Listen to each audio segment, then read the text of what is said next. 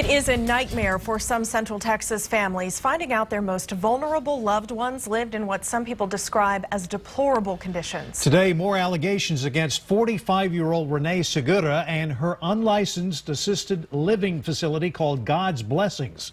Serious problems were initially reported last Friday, but as KXAN's Phil Prazen reports, these new details are even more concerning. And I just remember thinking to myself, whoever runs this place is no different than a slum lord. Alan Vestal describes his brief stay at God's Blessings. And there was only two bathrooms for all the people in here. In this whole building? Yeah, one on this end and one on this end. He says he was recommended by nearby Cedar Crest Hospital, only to find 40 to 50 people crammed into this now abandoned building.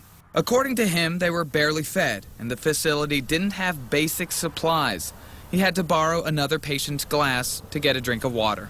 Oh my God, my poor brother has no water. It was gut-wrenching. His sister says she received a text from him and came to get him out. There's a wide range of complaints, anything from basic disrepair. Here's a log holding up an AC unit, but there's more serious charges. Records show the Attorney General's office is looking into allegations of abuse, neglect, and even possible sexual assault. Inside, only bed frames remain next to doors with no handles, only locks. You came here for help, right? And then they took advantage of you. Oh yes, that's exactly what happened. Alan and Ginger said before Renee would let him leave, he had to pay $50 for his own driver's license, and Renee shredded his paperwork. This was supposed to be temporary, but I guarantee you I'd be here for 10 years unless someone rescued me. In Belton, Phil Prazen, KXAN News. The CEO of Cedar Crest Hospital in Belton tells KXAN he's looking into the situation.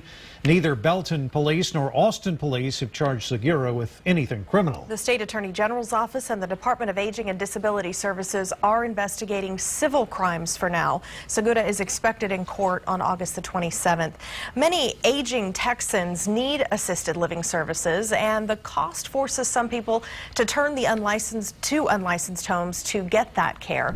The average cost of assisted living in Texas is more than $3,500 per month, and it is higher in Austin, averaging more than $4,100 each month. The Texas Department of Aging and Disability Services offers programs to help, but funding is limited and many end up on waiting lists. Earlier this year, lawmakers made some reforms to the Department of Aging and Disability Services as part of its sunset process. There was an attempt to close the Austin State Supported Living Center and start a commission to consolidate and possibly close others around the state. On the floor, San Antonio Democrat Trey Martinez-Fisher called a point of order, and in the negotiations, those provisions were stripped out of the bill.